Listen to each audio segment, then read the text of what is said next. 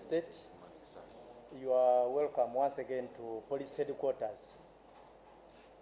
We shall always continue thanking you for coming, helping us in the struggle to communicate to public out there every Monday.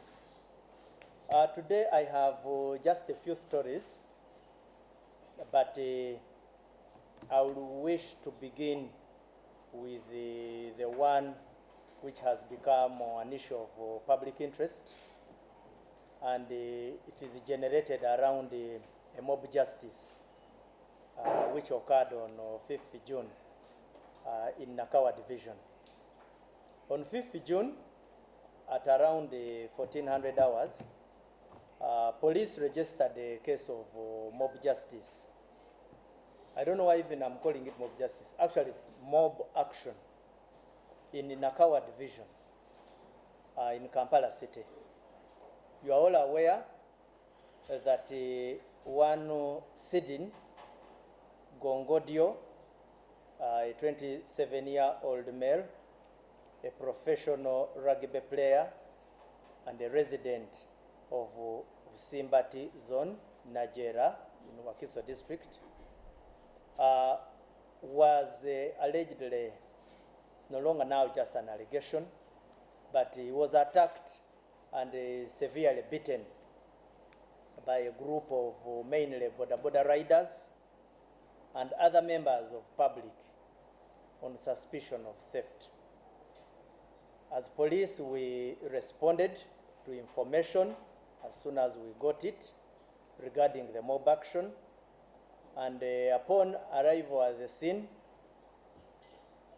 Sydney was found critically injured but still alive. We rushed him to Mulago Referral Hospital for medical attention, where he succumbed to his injuries. A team of police officers from Kampala Metropolitan Police visited the scene and documented it. We have been carrying out a number of investigations.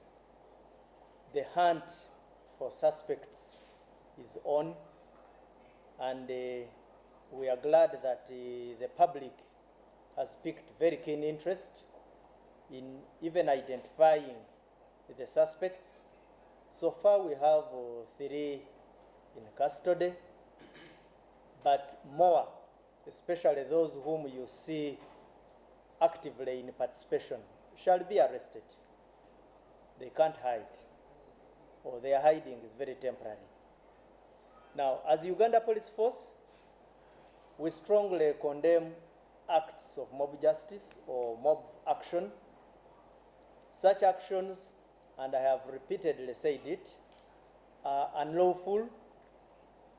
They undermine the rule of law and often result in the loss of innocent lives. We urge all members of public to restrain from taking the law into their own hands under any circumstances. If you have to arrest a suspect, if it is a must, then you must surrender them to the police without resorting to torture or any form of harm. Members of public are reminded that participation in mob action constitutes a serious criminal offense and may lead to charges including murder. We warn the public also against joining lynch mobs, as some individuals exploit situations to target innocent people with malicious intention. There are criminals out there who sometimes target their victims and disguise all that as action against a suspected criminal. So do not be lured to be part of a lynch mob. We have registered these kind of cases before. I think a case almost similar to this was the death of an accountant of, was it case case hospital. Yes, where they burnt him and tried to disguise that he was a criminal. Although in that case, the suspects were arrested, an investigation was carried out, only to realize that this was an innocent person who the criminals were simply targeting money which he had withdrawn from the bank.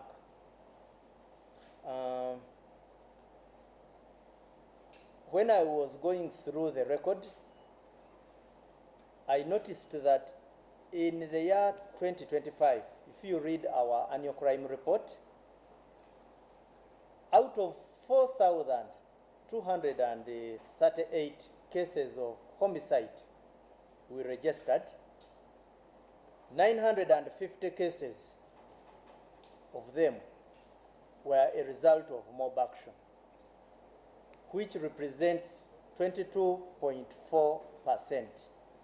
Now, this is not a good statistic. If out of all the people who were murdered, 950 met their fate in the hands of mobs. Now, this is an ugly statistic. On 19th August 2024, I issued a public warning against mob justice. I repeated the same on 5th November 2024. The same in December 2024. I'll also remind you of notable incidents, like on 5th December, you recall, one Jacob Akankwasa, an employee of Chambogo University, was murdered in a similar manner near the Catholic shrine in Namugongo. I would like to reiterate the same voice. Of course, there are people saying, why should you only talk? No, we are taking action. The three who are in our custody can attest that they are going to face music. There are other photos that have been brought into social media space. Those fellows, I am certain we shall do whatever it takes to get them. But these are my, this is my clarion call. You will participate in mob action until when we get you and you realize how dangerous and how it can cost you your future. Equally, would like to say, give somebody an opportunity to be examined on whether he is guilty or innocent. I have already said that our experience as law enforcement officers, there are people who are entangled in these mob action or lynch mob actions. When you find the person is extremely innocent, but one, he can't defend himself. He can't defend himself. There are people when subjected to this kind of mob action, one, lose words, lose the ability to defend himself and explain their side of the story. Thirdly, usually the pain is very excruciating that the person does not even have the guts to defend himself. So we feel Sydney must have been in the same situation, where a bunch of very unreasonable fellows gang on you, don't give you a time to defend yourself, don't give you an opportunity to say anything, but simply subject you to justice, in quotes, of their own kind and measure. Now, this kind of behavior must be condemned and must be fought. There are people who have talked about the border industry. Of course, I would I would request that we tackle this matter with sobriety. The people who did it were not sober, but we should be. Now, let's not condemn the entire border industry simply because some members within the industry conducted themselves in a wanton manner. There are so many good border riders out there. It is also true that their industry is in a state of quagmire. It demands that the state comes in and puts it in order. But when all that is in the offing, let's not condemn innocent members of the border industry. Because this is exactly what we are condemning. The blanket condemnation of people is what amounts to mob action. So I saw a number of our brothers on social media ranting against the entire border industry. There are so many very good people, and this should be the message in all areas of trade. One day you find it's a police officer committing an offense. You don't need to commit the entire police to blanket sentence. It could be a journalist. It could be a Catholic priest. It could be a mulokole. Now, what public really needs to appreciate, it could be a university professor. What public needs to appreciate in common is that crime is individual.